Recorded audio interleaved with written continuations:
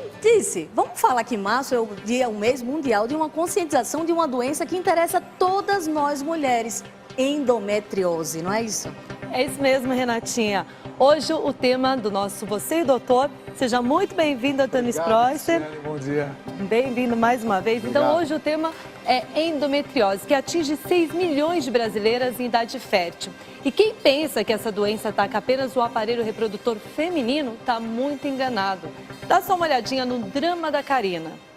Tenho ela em vários lugares do corpo, né? Eu tenho endometriose no pulmão, eu tenho endometriose no nariz, bexiga, ureteres, diafragma, no intestino. Então ela é considerada como uma endometriose grave. Mas o foco mais grave está no pulmão. Os médicos demoraram para descobrir o que ela tinha. O diagnóstico só veio quando Karina começou a tossir sangue.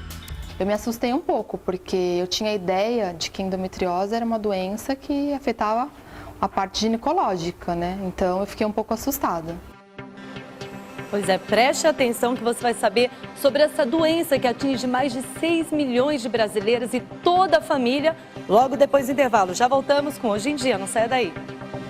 Estamos de volta com Hoje em Dia e hoje no Você e o Doutor nós vamos falar sobre um problema que é conhecido como a doença da mulher moderna, a endometriose. Ela atinge 1 a cada 10 mulheres em idade reprodutiva e também é apontada como a principal causa da infertilidade feminina. E além de dificultar a gravidez, a endometriose provoca dores e deixa muita gente incapacitada, o que pode causar até demissão. Um drama que nós vamos conhecer melhor agora na reportagem da Samara Bastos.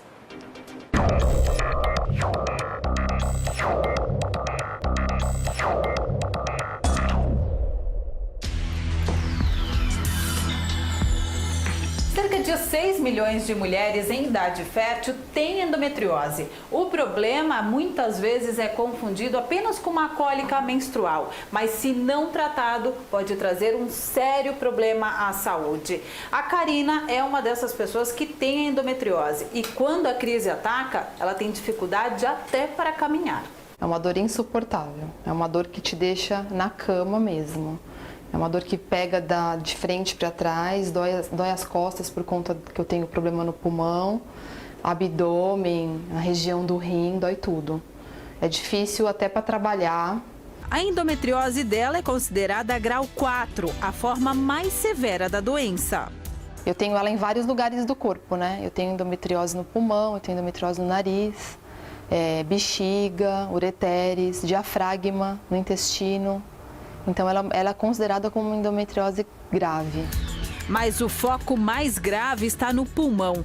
Os médicos demoraram para descobrir o que ela tinha. O diagnóstico só veio quando Karina começou a tossir sangue. Eu me assustei um pouco, porque eu tinha a ideia de que endometriose era uma doença que afetava a parte ginecológica, né? Então eu fiquei um pouco assustada. Tenho dores todos os dias. Geralmente a doença começa na primeira menstruação e muitas mulheres não conseguem nem engravidar. Karina não teve esse problema. Mãe do Matheus e da Letícia, ela só descobriu a endometriose em 2010, aos 32 anos de idade. Tinha muita dor e eu vivia ainda no pronto-socorro. Só que fazia exame e não dava nada, eles medicavam e mandavam para casa. Eu só descobri mesmo pelo fato de ter aquela tosse com sangue. Aí que o médico se atentou e pediu um exame específico, que é um ultrassom com preparo intestinal, e foi onde acusou. A cirurgia é um dos tratamentos. Só no estado de São Paulo, cerca de 7 mulheres passam pelo procedimento todos os dias. Karina já passou por 2 cirurgias. Aos 35 anos, a fisioterapeuta já tinha retirado os 2 ovários e o útero, mas ainda assim não ficou livre da doença. Eu achei que agora eu ia me curar. Acho que uns 6 meses depois eu estava internada, morrendo de dor.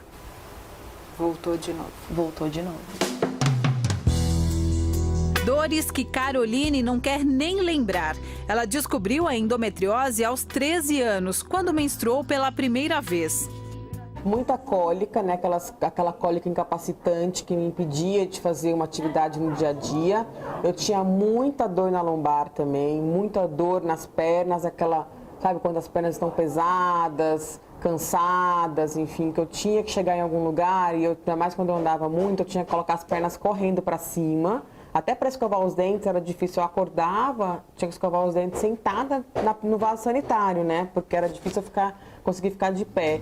Foram 21 anos sofrendo com a doença. E quando a crise atacava, Caroline precisava fazer repouso. Conclusão, por causa das faltas no trabalho, foi demitida. Foi a minha época mais difícil, porque eu não conseguia trabalho nenhum depois que eu fui mandada embora desse trabalho.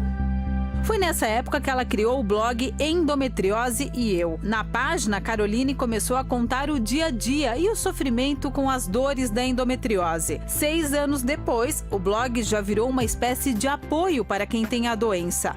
Nele, médicos e colaboradores dão dicas e orientações para quem sofre com o problema.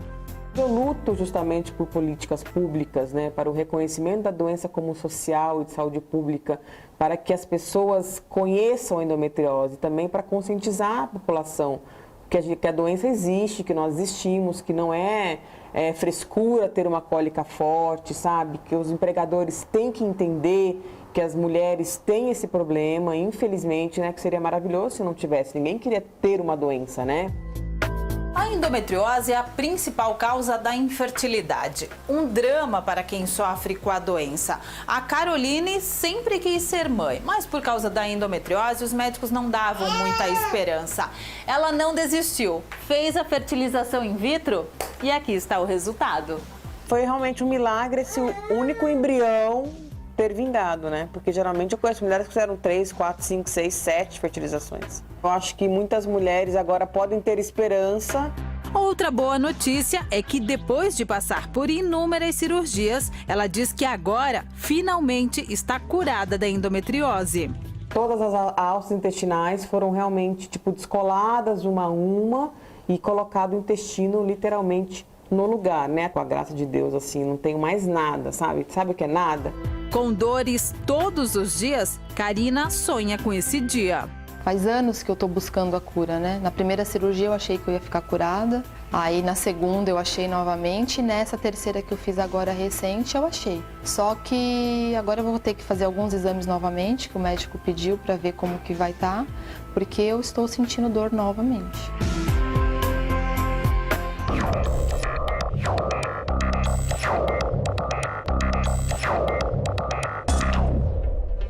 Bom, a gente viu aí, né, doutor, que a endometriose pode dar em vários lugares do corpo humano, né? Agora, o que é endometriose? Por que isso acontece? Como você sabe que você tem endometriose? A gente vai descobrir tudo isso, tirar todas as dúvidas com o doutor, só que antes, o César tem um recado. Estamos de volta com Hoje em Dia e o tema é endometriose, que atinge mais de 6 milhões de mulheres brasileiras. E eu tenho uma dúvida que muita gente também tem e eu queria tirar com você, doutor. Eu queria saber o que é endometriose e como ela se forma. Bem, bom dia, telespectadores e telespectadoras do Hoje em Dia, do quadro Você e o Doutor. Eu queria dividir com vocês que já têm a endometriose e para quem não sabe, eu vou começar a conversar um pouquinho sobre isso porque afeta milhões de mulheres e, ao mesmo tempo, de lares brasileiros.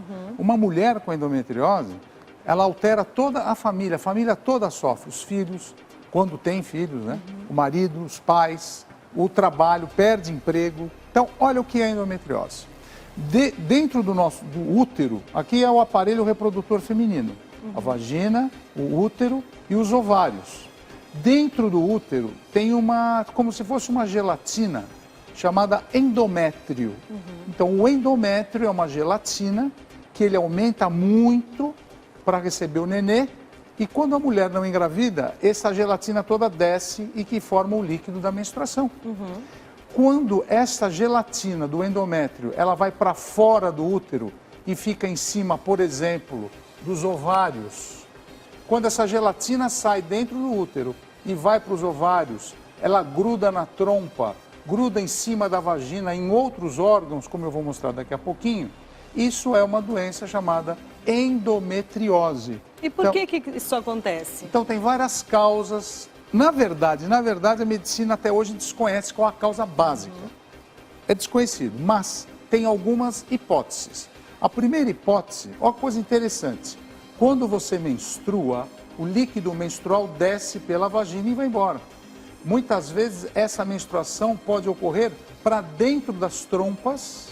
Em vez de sair para cá, essa menstruação volta, chamada menstruação anterógrada.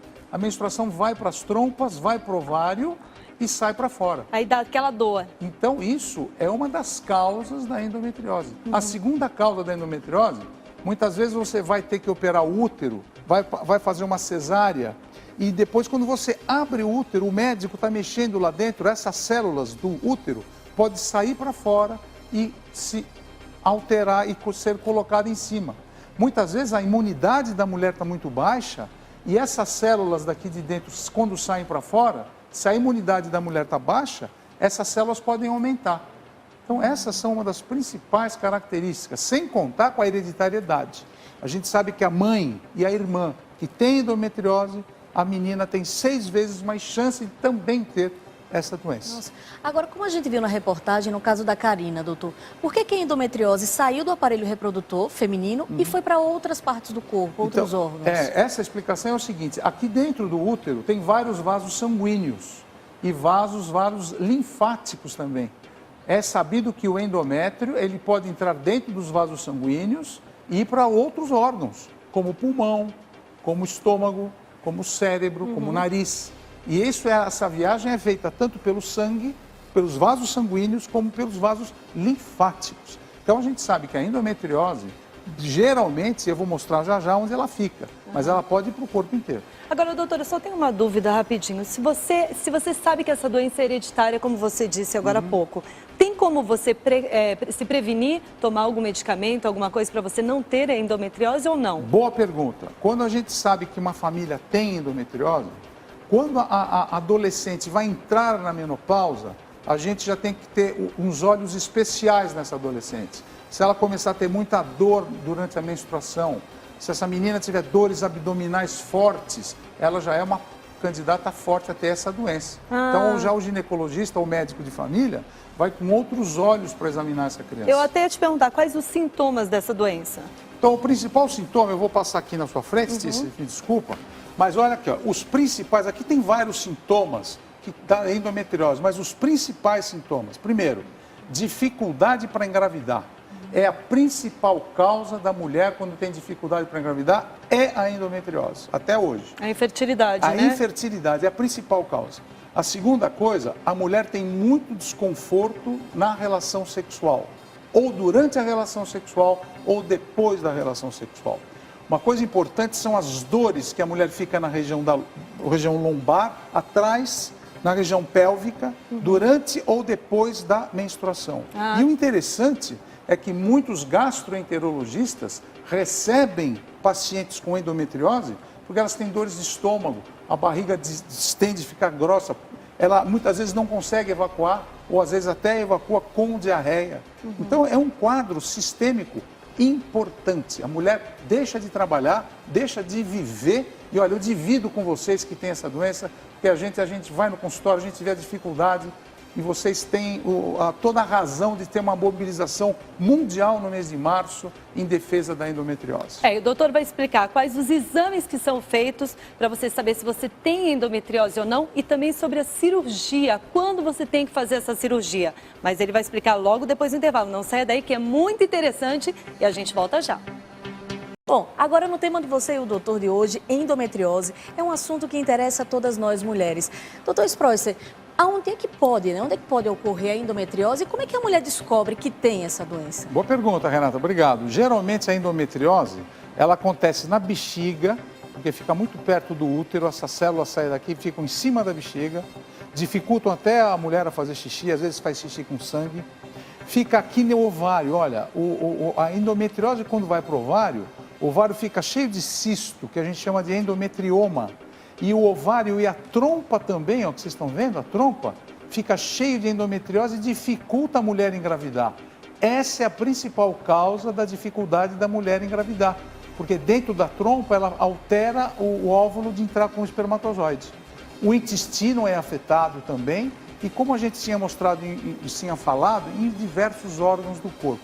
Mas esses aqui são geralmente os principais lugares junto com o apêndice, aonde a endometriose mais fica locada. Como é que a mulher faz o diagnóstico? Como é que ela sabe que ela tem isso daqui?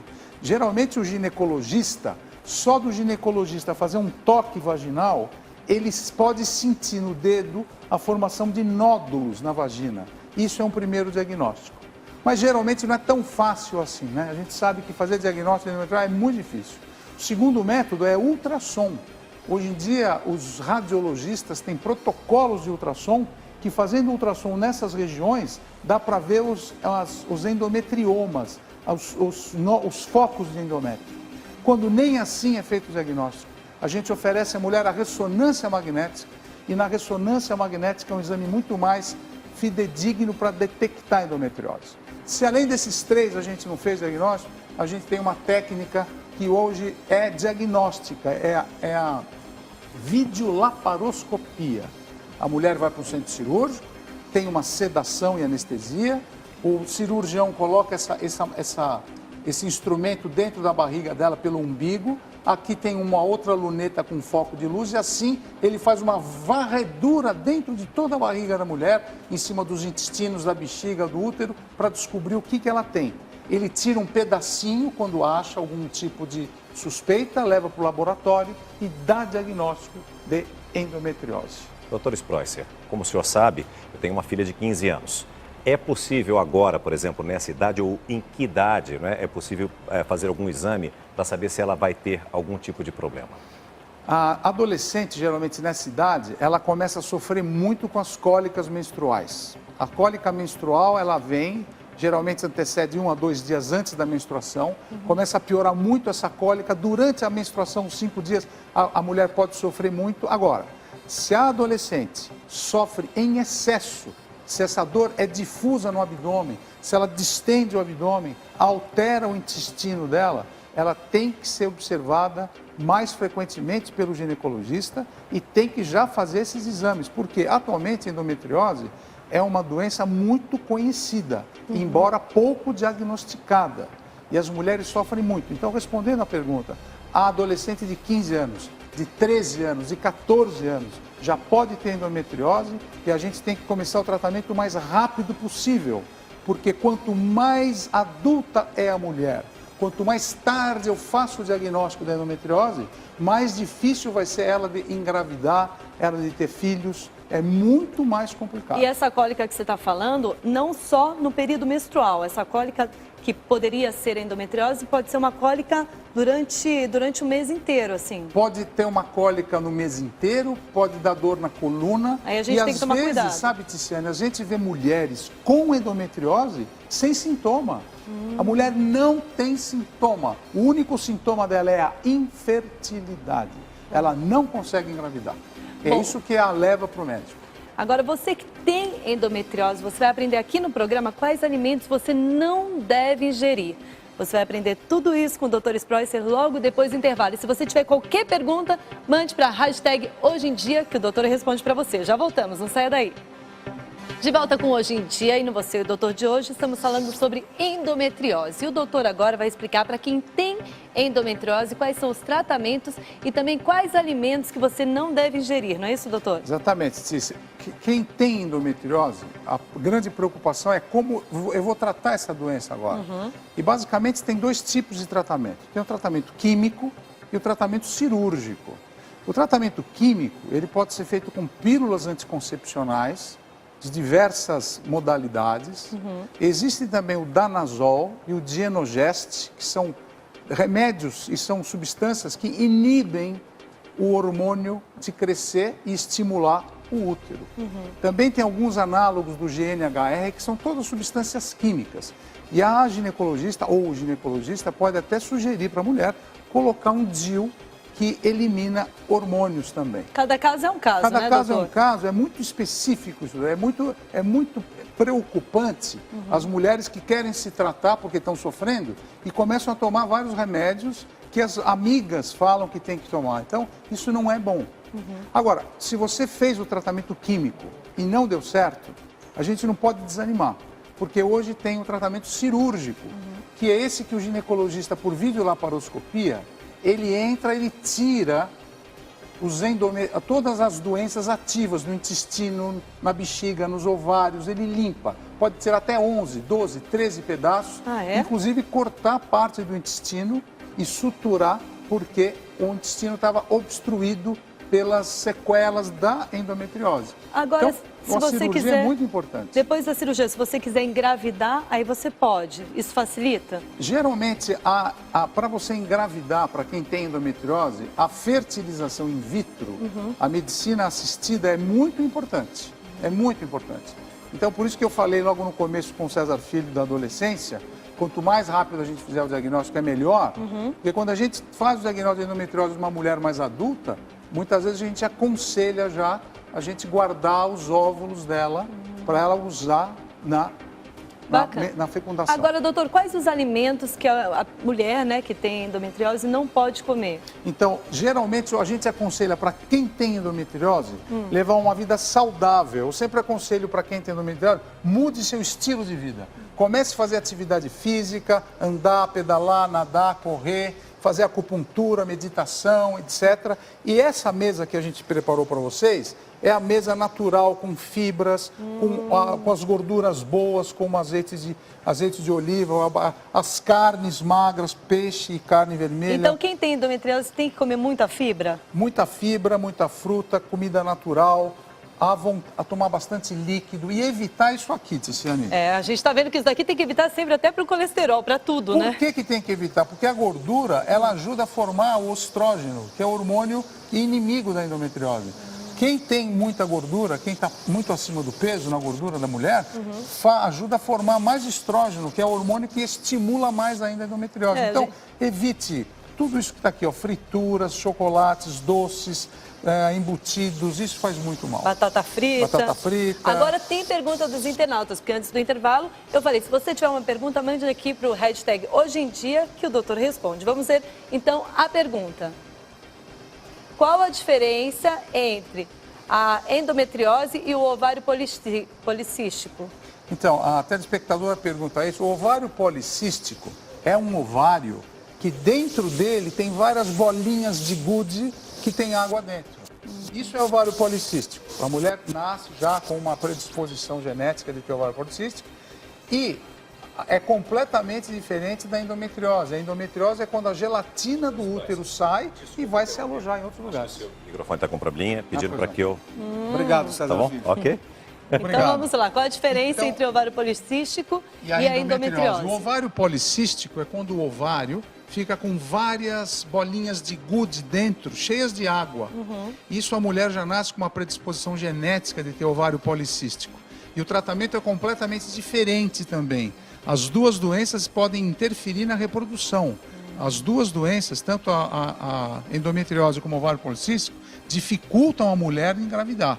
E o tratamento é completamente diferente. Enquanto o cirurgião tem que abrir, fazer laparoscopia e tirar todos os focos da doença, no ovário policístico, muitas vezes o tratamento não é cirúrgico, só com alguns hormônios você pode ajudar a mulher. Agora, doutor Sproy, se a mulher que tem um fluxo menstrual mais intenso, ela tem mais probabilidade de ter endometriose? E outra pergunta é, tem mulheres que já estão antecipando a menopausa para fugirem da doença? A resposta, respondendo a sua segunda pergunta, é verdade. Muitas vezes o médico ginecologista, ele tem que induzir a menopausa na mulher para ela parar de ter a endometriose. Porque daí cessa. Quando a mulher entra na menopausa, significa que ela não vai menstruar mais. Olha. Isso significa menopausa. E ela não menstruando mais, a doença endometriose fica abolida. Então, muitas vezes, o médico dá química para a mulher, opera a mulher, e depois ele tem que fazer o quê? Induzir a menopausa na mulher. Muitas vezes os médicos fazem a menopausa por cirurgia. Tiram os dois ovários e tiram o útero da mulher. É uma cirurgia agressiva, mas a gente tem que cuidar muito da saúde da mulher.